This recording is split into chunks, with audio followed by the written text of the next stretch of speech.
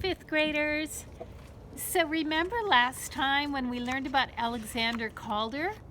Well, we're going to work out with Alexander Calder's Stabiles and Mobiles one more time. And I found this book, which I had been looking for.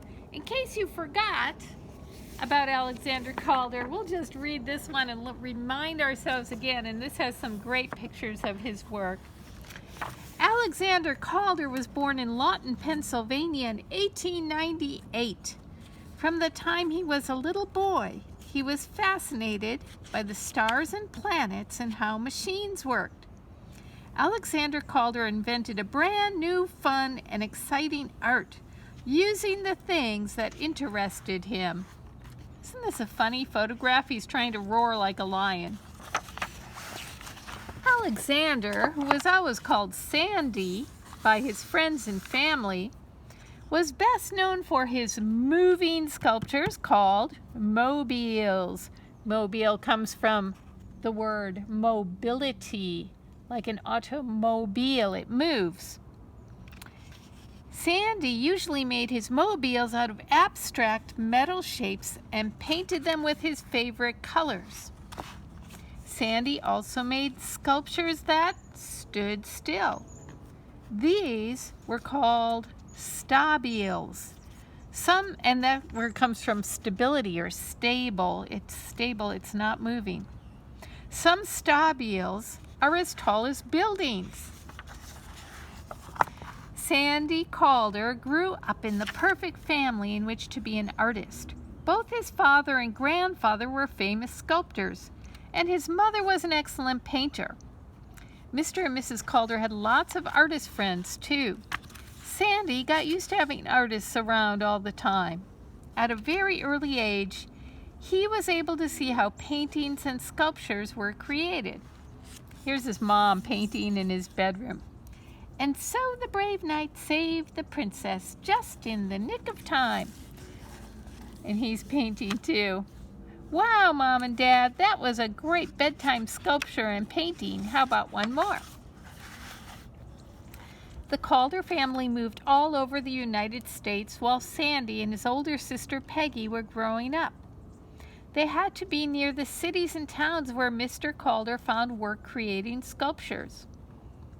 Wherever they moved, Sandy kept busy making toys for himself and Peggy. He found old buttons, cloth, bits of string and wire, and used them to make all kinds of things. Sandy and Peggy had lots of pets to play with too. Once while they were living in a desert area out west, Sandy made carts out of matchboxes and harnesses out of strings, and he hooked them up to desert animals that he and Peggy found, and he raced them.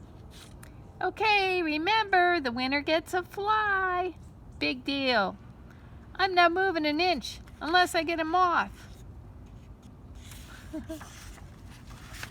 Sandy Calder made clever toys, gadgets, and gifts for people all through his grade school and teenage years. He decided to study engineering in college, where he learned about designing engines and machines. After college, Sandy tried all kinds of jobs, but none of them worked out. He ended up moving in with his parents, who were living in New York City at the time. One evening, just for fun, Sandy made a mask out of paper and yarn and put it on the family cat, turning it into a ferocious lion.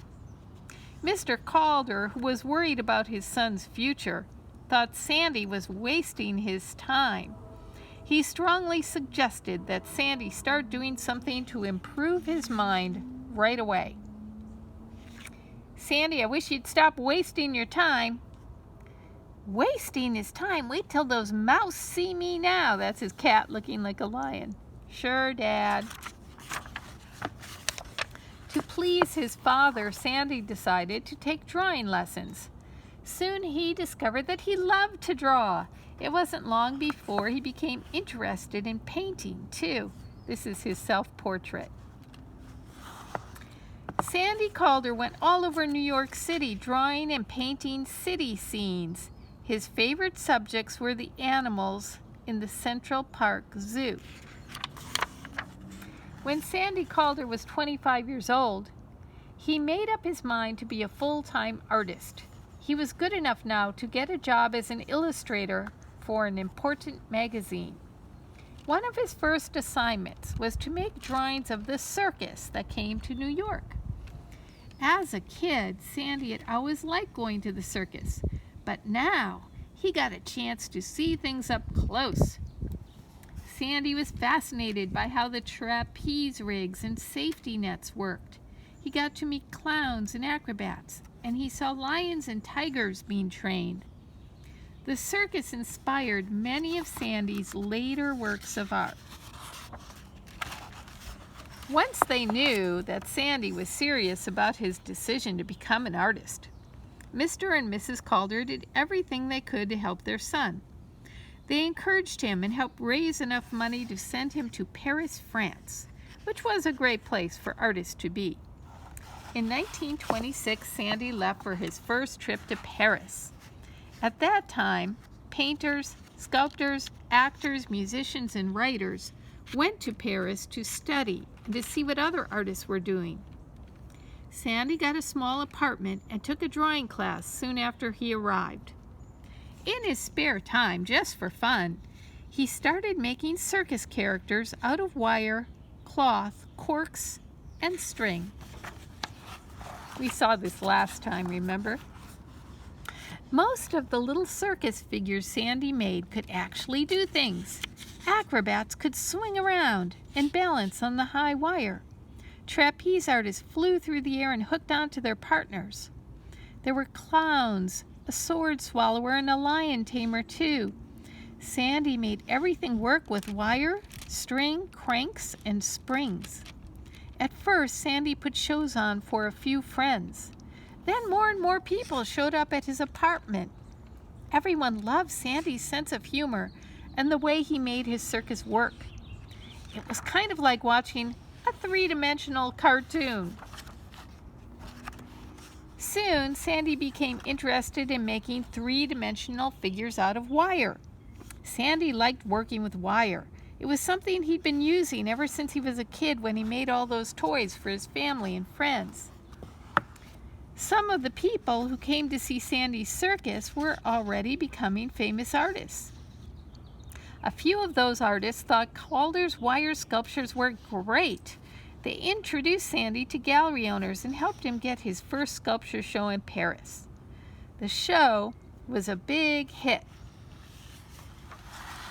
Two of the artists who helped Sandy Calder and influenced him a lot were Jean Miro and Pierre Mondrian. Sandy liked the colorful blobs and squiggly shapes in Miro's paintings, and he loved Mondrian's neat mechanical lines and pure colors. One day while visiting Mondrian's studio, Sandy got a great idea.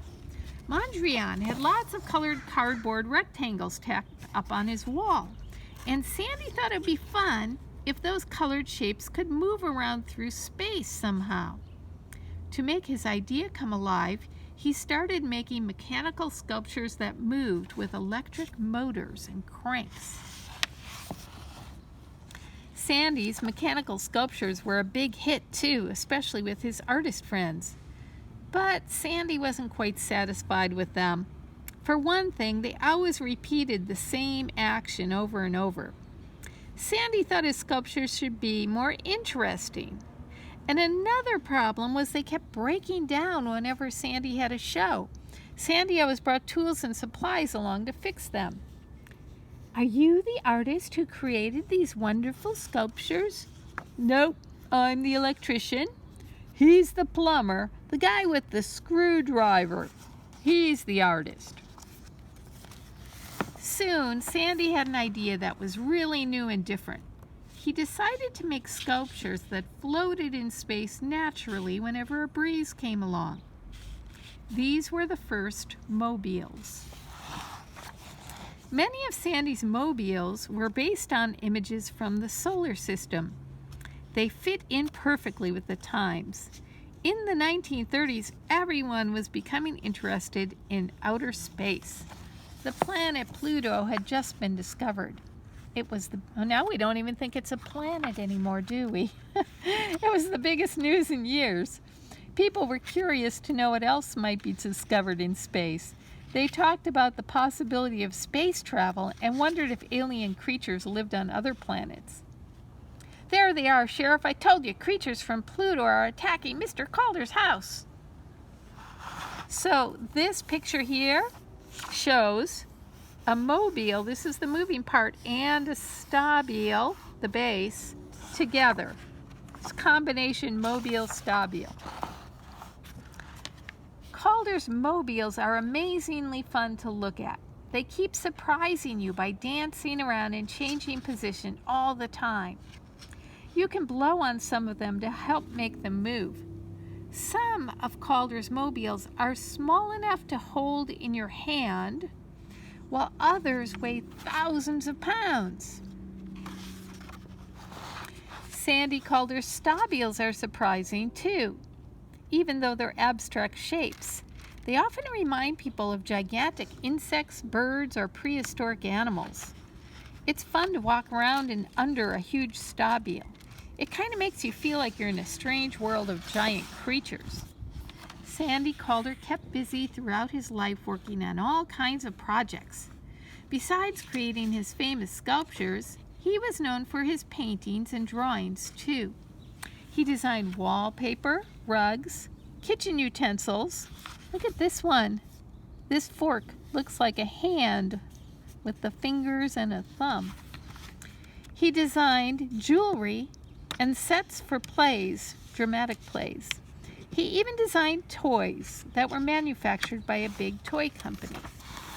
By the time Alexander Sandy Calder died in 1976, he had become one of the most famous artists of the 20th century.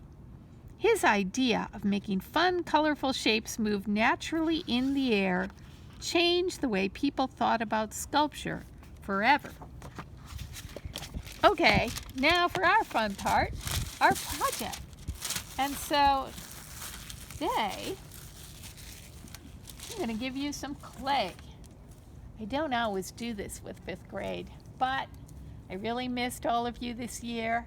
I think you're pretty special and you deserve to have one more time working with clay. I hope you enjoy it. So today's project is to make your own mobile or stabile or combination of the two using the materials I give you, which are going to be clay and wire. And I'll give you some different colors of paper. I'll probably give you the colors that Sandy Calder liked to work with, which were the primary colors, red, yellow, and blue, plus black and white. So the first thing you want to do is take your ball of clay and knead it. That means just work it. Remember that? When you've kneaded it for a while and gotten it so it works well, it's time to wedge it. Oh, by the way, if your clay feels really hard and it's hard to work with, you could add a few drops of water to it and try to make it softer. I'm hoping that your clay will be good for working with. Okay, so I've been kneading it for a while, even before this video. And it's time to wedge it, or womp it. I know some of you like this part a lot. So, once again, a reminder, I'm going to be trying to get the air bubbles out of my clay by trying to aim it as hard as I can down at the center of my wax paper, which is right on my table on my workspace. I don't want it to roll off. It would be really bad. Here, it'll get all dirty. Okay, here we go. 1, 2, 3, 4, whoa, 5. I did it. Almost lost control there at the end, but I got it. Okay, so you're going to use your clay to make a stabile. Okay, I have to show you. I already made one. Here it is. That's my combination stabile mobile. And you can see that the base was made out of my clay. And then I took some wire and I stuck it into my clay. and I added some to it, and I twisted it, and I added pieces of paper. I'm not going to give you any tape. I want you to be able to add the paper. It's pretty windy out here. Hey, it kind of works. The wind is making it move. Add the paper without tape. See if you can do that. Now, yours does not have to look anything like mine, because you might do something very different. Maybe yours is more of a mobile that hangs in the air. I don't know. Or maybe you do something completely different. You can cut this wire easily with a scissors. So if you don't want your wire to be the full length, you just cut it. And if you want to put it together, you just twist it, which you should have a good feel for this after our last project. Now, the other thing you could do with this, brought a pencil out here. You know, you could do something like that and get yourself a shape like that. I don't know, there's all kinds of things you could do with this wire and paper and clay. So come up with some things and surprise me. Now, if you make your mobile or stabile or combination of the two, and you have leftover clay, go ahead and use it to make whatever you want. It's fun to work with clay. But I want to remind you about how to add two pieces together. Do you remember that? If I wanted to make, remember the snowman, which was my very simple idea, like that. And if I went like that and it got all dried out, they would all just break apart, right? So I have to do three things. I might score it, which means rough it up right where I'm going to put it together, like that. Then I want to pinch it. Probably want to make it better to begin with, but I'm just showing you how to add two pieces. Pinch it, and then have a little bit of water here. You only need a tiny bit, see, like a drop, and you can put it together and smooth it out like that. And in the past I gave you toothpicks. I don't think I'm passing out any toothpicks, but you can use a pencil or anything else for scoring. That roughs it up a little bit, something with a little point. Doesn't have to be too sharp. And then I have two pieces stuck together. And you know, if I want to put a third piece on the end, I have to do the same thing. So, rough it up, both sides. Pinch it together. Roughing it up is called scoring. Scoring, pinching, and adding a little bit of water. All of those things will make it, when it dries, stay together super well. Okay, that wasn't a great sculpture, so I'm going to start again. And if I want to start again, I'd have to go back to kneading, right? And yeah, whether you wedge it or not again is up to you, but definitely you want to remember those steps. So if you come up with some great inventions with your clay and you want to send me a picture, send them to Ms. Mary at mernst at ausdk12.org. And once again, here are the steps to making your stabile or mobile or combination of the two.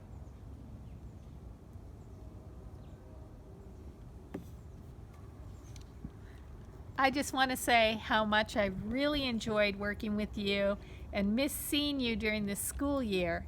And I hope that as the years go on, we still get to see each other again around Albany when you're in middle school. And yeah, I hope you continue to enjoy making art throughout your life. Be creative. Okay, bye-bye.